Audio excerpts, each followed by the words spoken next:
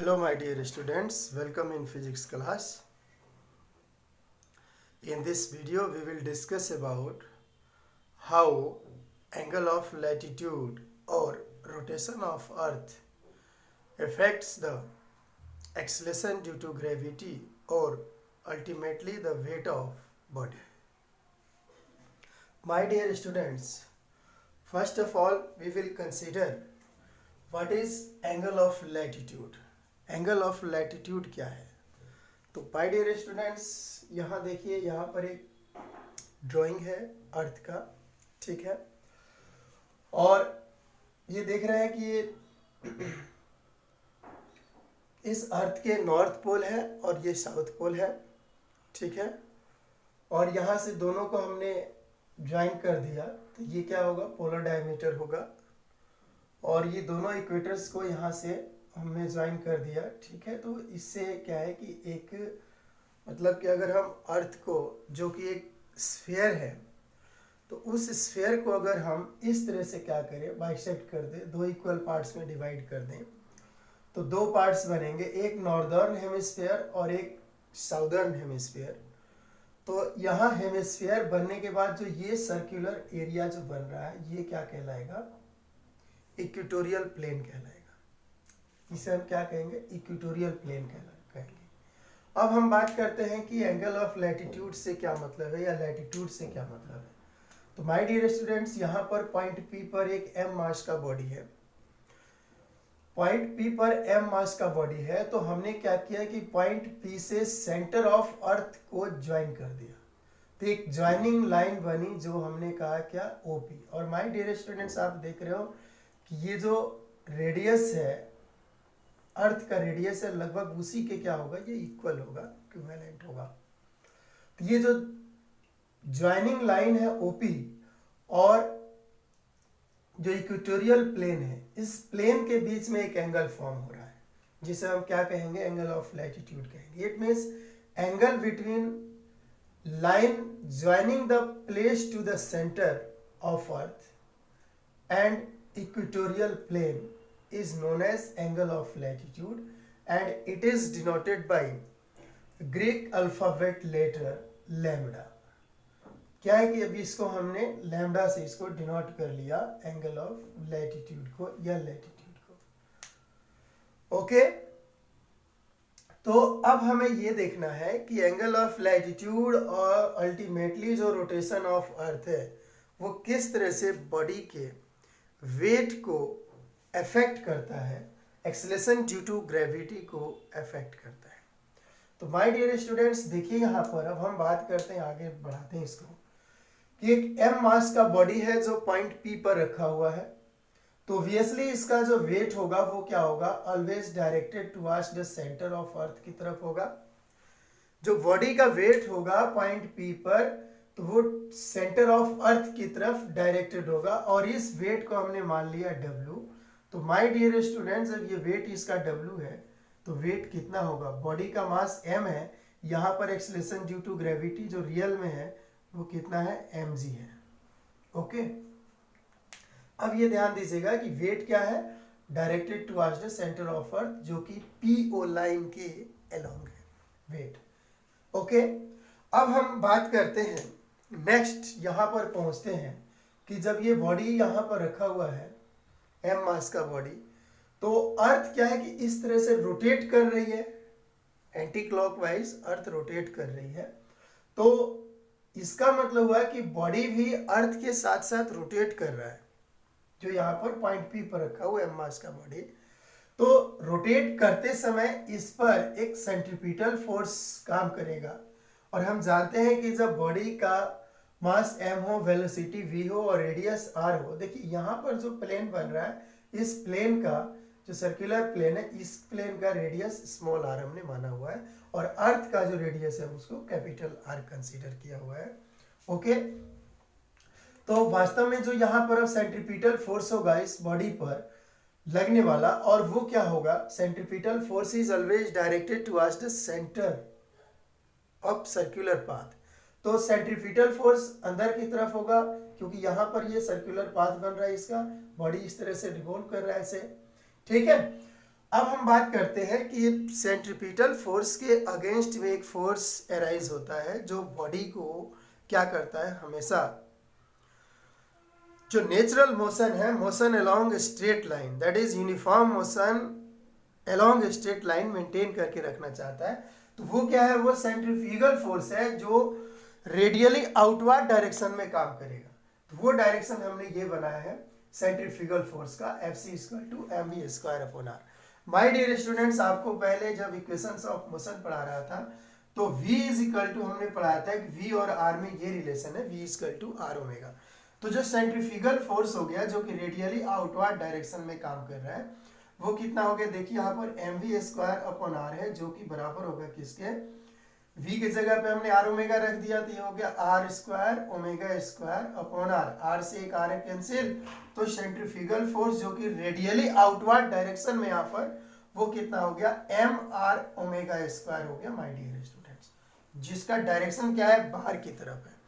अब हम एक काम करने जा रहे हैं, यहाँ जो हमने अब जो आप समझ गए होंगे कि जो सेंट्रीपिटल फोर्स है या सेंट्रीफ्यूगल फोर्स है जो रेडियली आउटवर्ड डायरेक्शन में काम कर रहा है, ये सेंट्रीफ्यूगल फोर्स Fc = कितना है, mr⍵² है। क्यों हो गया वो हमने यहाँ से दिखा दिया। अब मैं एक काम करने जा रहा हूँ, क्योंकि ये फोर्स है तो इस फोर्स को हम इस तरह से रिजोल्व कर रहे हैं, इस तरह से कंपोनेंट फाइंड कर रहे हैं कि उसका एक कंपोनेंट नेसेसरली PO के एंटी पैरेलल हो, अपोजिट हो। मतलब इस Fc का सेंट्रीफ्यूगल फोर्स का हम इसके अपोजिट एक इस तरह से एक कंपोनेंट हमने ले लिया, ठीक है, ओके। तो ऑब्वियसली दूसरा जो कंपोनेंट होगा इसके परपेंडिकुलर होगा, इस तरह से कुछ होगा, ऐसे होगा, ठीक है। तो अब माय डियर स्टूडेंट्स यहां समझने की जरूरत है कि देखिए जो एंगल ऑफ लैटिट्यूड यहां पर क्या है, लैम्डा है। अब यहां पर देखिए ये जो दो लाइन है, ये लाइन और ये लाइन दोनों एक दूसरे के क्या है, पैरेलल है, और ये लाइन इनको क्या करिए, इंटरसेक्ट करिए। तो जो ये एंगल होगा इसी के बराबर ये भी एंगल होगा। तो ये एंगल कितना हो गया माय डियर स्टूडेंट्स, लैम्डा हो गया। अब यहां पर देखिए, ध्यान दीजिए कि तो ऑब्वियसली ये जो एंगल होगा ये क्या होगा, इसके बराबर होगा लैम्डा के, ठीक है। तो माय डियर स्टूडेंट्स ये जो हमारे पास है Fc = mr⍵² है। तो हमने एक कंपोनेंट फाइंड किया इसका, तो ये वाला कंपोनेंट क्या हो जाएगा, अगर हम इसको Fc डैश कहें तो ये क्या हो जाएगा, Fc cos लैम्डा, ठीक है। और जिसको हम लिखेंगे क्या, mr⍵² cos लैम्डा, ओके। ये कंपोनेंट हो गया। अब यहां पर समझने की जरूरत है माय डियर स्टूडेंट्स कि देखिए बॉडी का वेट जो है वो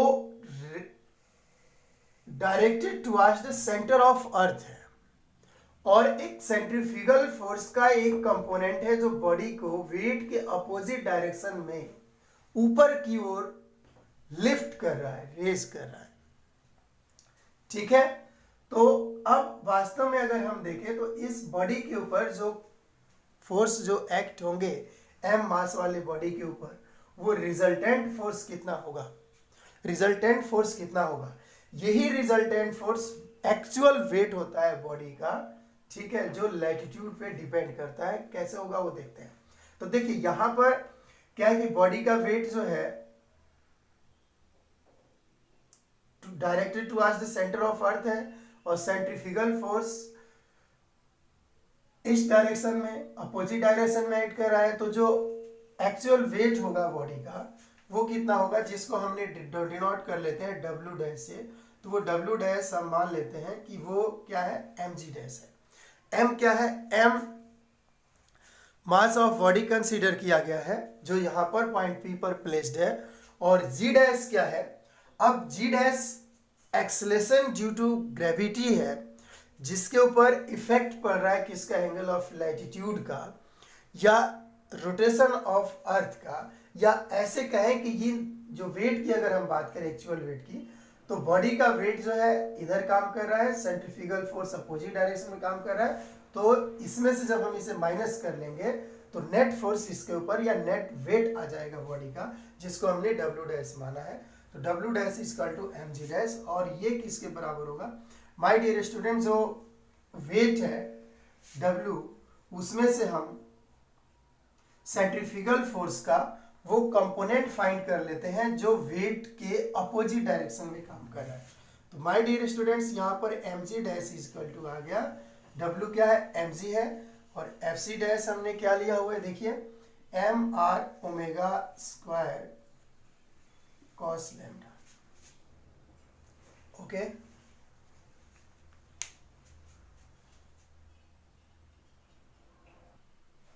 माय डियर स्टूडेंट्स, अब देखिए यहाँ पर हमने जो बॉडी का एक्चुअल वेट हमने फाइंड कर लिया, mg dash equal to mg minus mr omega square cos lambda, ठीक है। और यहाँ पर अब जरा देखिए इस r को हम क्या करना चाह रहे हैं, इस r को हमने, तो यहाँ पर जो ये प्लेन बन रहा था जहाँ पर बॉडी m मास का बॉडी पॉइंट P पर रखा हुआ था, तो इसके रिवॉल्व करने से जो सर्कुलर प्लेन बन रहा था उसका रेडियस हमने माना था। तो ये इस रेडियस स्मॉल r और ये कैपिटल R जो रेडियस ऑफ अर्थ है उसके बीच में हम रिलेशन फाइंड कर लेते हैं और इस स्मॉल r को रिप्लेस कर देंगे, क्योंकि ये वैल्यू हमारे लिए क्या होगी, अननोन होगी, ठीक है। तो अननोन वैल्यू को हम क्या करते हैं, नोन वैल्यू से और रिप्लेस कर लेते हैं, और नोन वैल्यू क्या है, रेडियस ऑफ अर्थ है, और हम जानते हैं कि जो रेडियस ऑफ अर्थ होता है वो 6400 किलोमीटर होता है। इसलिए इस स्मॉल r को हम क्या करें, रिप्लेस करें। तो उसके लिए क्या करना होगा माय डियर स्टूडेंट्स, यहाँ देखिए, यहाँ पर हम ध्यान दें तो ये एक क्या हो रहा है, राइट एंगल ट्राइंगल बन रहा है, ठीक है, जिसमें ये 90 डिग्री है, यहाँ पर एंगल लैम्डा है। तो इसमें अगर हम कॉस लैम्डा फाइंड करें इस राइट एंगल ट्राइंगल में, यहाँ से ले यहाँ तक कॉस लैम्डा फाइंड करें, तो कॉस लैम्डा की वैल्यू जो होती है बेस अपॉन हाइपोटेनियस। तो बेस यहाँ पर ये रेडियस है स्मॉल r जिसको माना हुआ है, और हाइपोटेनियस ये बन रहा है जो कि रेडियस ऑफ अर्थ है, ठीक है। तो cos lambda equal to small r upon r आ गया, और इससे r equal to r cos lambda आ गया, ठीक है। तो अब हमने क्या कर दिया कि ये जो स्मॉल r था, ठीक है, उस स्मॉल r को हमने रिप्लेस कर दिया रेडियस ऑफ अर्थ से। तो अब इस स्मॉल r की जगह पे हम यहाँ रख देते हैं, वैल्यू को रिप्लेस कर देते हैं। तो my dear students, mg dash equal to आ रहा है mg माइनस m, और r की जगह पे हमें रखना है r cos लैम्डा, और ओमेगा स्क्वायर पहले से ही है cos लैम्डा। अब देखिए यहाँ पर cos लैम्डा क्या हो गया, मल्टीप्लाई हो जाएगा। तो वास्तव में जो इसका एक्चुअल वेट है mg dash equal to mg minus mr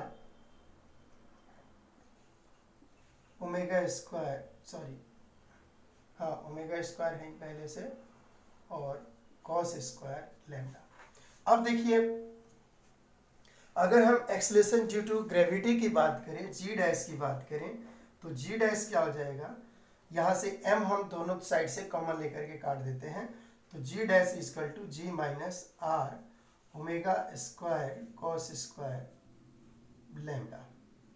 अब यहाँ पर मैथमेटिकली अगर हम देखें तो ऑब्वियसली यहाँ पर क्लियर हो रहा है कि जो एक्सेलरेशन ड्यू टू ग्रेविटी है या वेट ऑफ बॉडी है किसी भी पॉइंट पर, ठीक है, वो डिपेंड कर रहा है किस पे।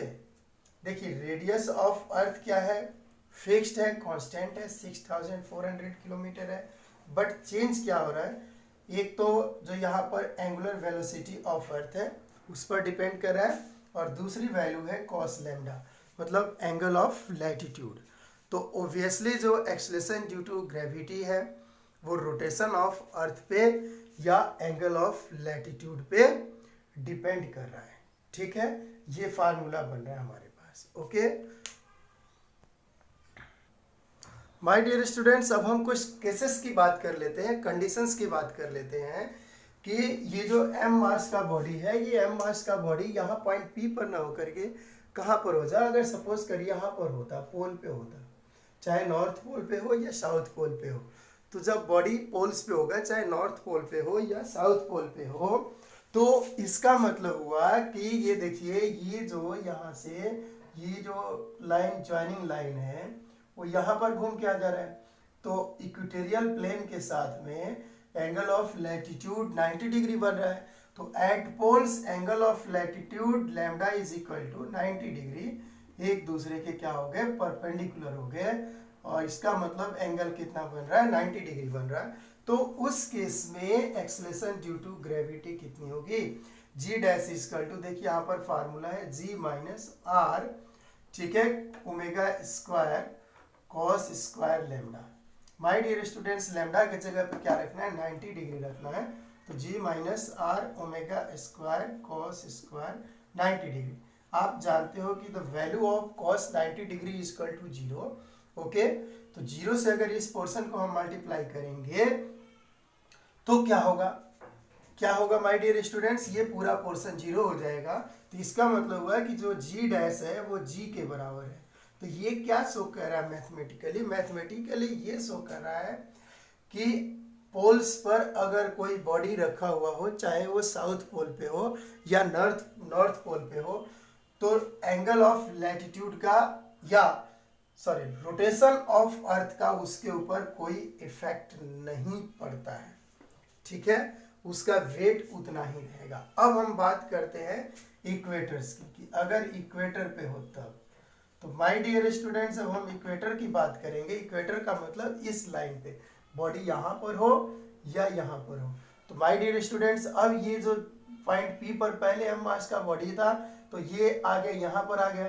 तो आप देख रहे हो कि ये जो ज्वाइनिंग लाइन है बॉडी, यहाँ पर जब मास ही बॉडी आ गया एम मास का, तो ये जो ज्वाइनिंग लाइन है और इक्वेटोरियल प्लेन के बीच में ये दोनों क्या हो गए, एक दूसरे के पैरेलल हो गए, और पैरेलल लाइंस के बीच में जो एंगल होता है वो 0 डिग्री होता है। तो इसका मतलब lambda is equal to 0 degree. तो उस केस में acceleration due to gravity g dash equal to क्या होगा, g dash equal to g minus r omega square cos square lambda. और कॉस लैम्डा मतलब कॉस जीरो की वैल्यू 0, कॉस 0 की value 1 होती है, ठीक है। तो माय डियर स्टूडेंट्स, यहाँ पर अगर हम देखें तो g dash is equal to g minus r omega square होगा, ठीक है। मतलब कि देखिए, अगर हम पोल्स पे जाएं, पोल्स पे बॉडी रखा हुआ हो तो उस पे रोटेशन ऑफ अर्थ का कोई इफेक्ट नहीं होगा, ठीक है। लेकिन अगर बॉडी जो है कहाँ पे रखा हुआ हो माय डियर स्टूडेंट्स, इक्वेटर पे रखा हुआ हो, तो रोटेशन ऑफ अर्थ का उसके ऊपर मैक्सिमम इफेक्ट होगा और बॉडी का वेट क्या होगा, मिनिमम होगा, वहां पर कम से कम होगा इक्वेटर पर, ओके।